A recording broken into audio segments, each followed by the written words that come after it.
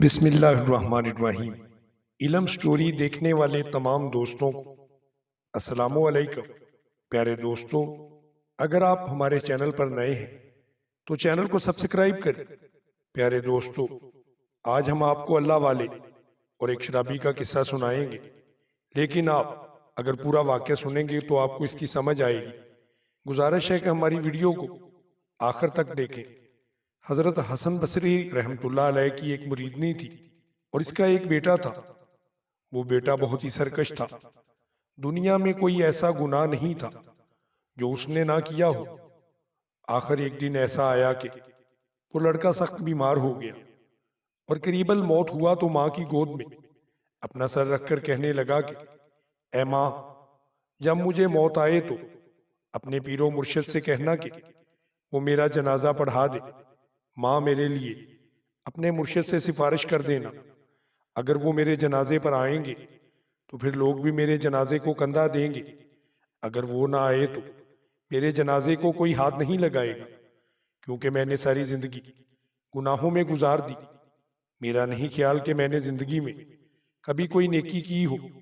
میں شراب پیتا ہوں، میں جھوٹ بولتا ہوں اور ہر طرح کے گناہ کرتا ہوں۔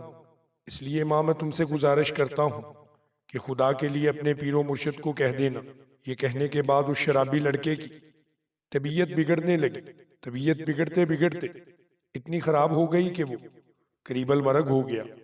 ماں حضرت حسن بصری کے پاس گئی اور ان سے کہنے لگی کہ حضور، میرا بیٹا موت و حیات کی کشمکش میں ہے۔ اس نے آپ سے جنازہ پڑھانے کی سفارش کی ہے۔ وہ کہہ رہا ہے کہ میں بہت گناہ گار ہوں، اگر آپ کرم نوازی کریں تو میرا جنازہ پڑھا دیجئے گا۔ آپ کے جنازہ پڑھانے سے لوگ میرے جنازے کو کندھا دے دیں گے، ورنہ میں نے جس طرح کے گناہ کیے ہیں مجھے نہیں لگتا کہ لوگ میرے جنازے کے ساتھ شامل ہوں۔ حضرت نے کہا کہ محترمہ، آپ کے بیٹے کو میں نے کبھی سجدہ کرتے ہوئے نہیں دیکھا، میں اس کا جنازہ کیسے پڑھاؤں؟ ماں بوجھل قدموں کے ساتھ ناکام واپس لوٹی اور بیٹے سے کہا کہ اے بیٹے، اگر زندگی میں تم نے میری ایک بات مانی ہوتی تو آج میرے مرشد تمہارا جنازہ پڑھانے سے کبھی انکار نہ کرتے۔ بیٹا حسرت بھری آنکھوں سے ماں کو بے چینی کے عالم میں دیکھتا رہا اور وہ رونے لگا اور بولا کہ اے ماں، جب مجھے موت آئے تو میرے پاؤں کو رسی سے باندھ کر سارے شہر میں گھسیٹنا اور یہ آواز لگانا کہ جو شخص اللہ تعالیٰ کی نافرمانی کرتا ہے اور اس کے حکم کو نہیں مانتا، اس کا یہی حشر ہوگا۔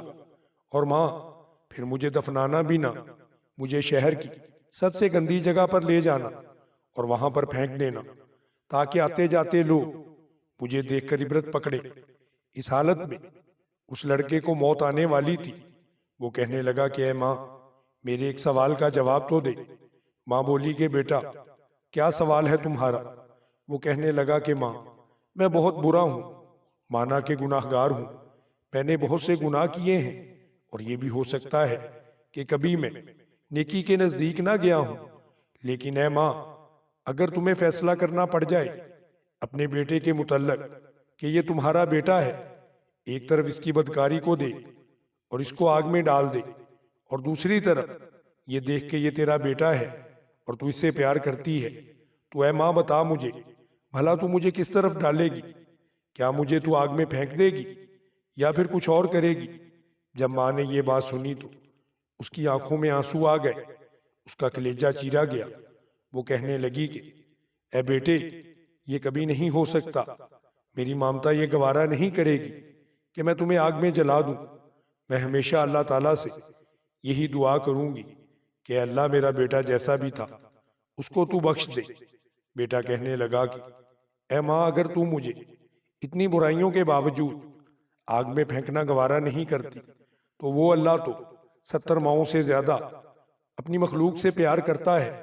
مجھے اس کی رحمت پر یقین ہے کہ وہ مجھے کبھی بھی آگ کے اندر نہیں پھینکے گا۔ اے ماں، میرا اللہ بخشنے والا اور مہربان ہے۔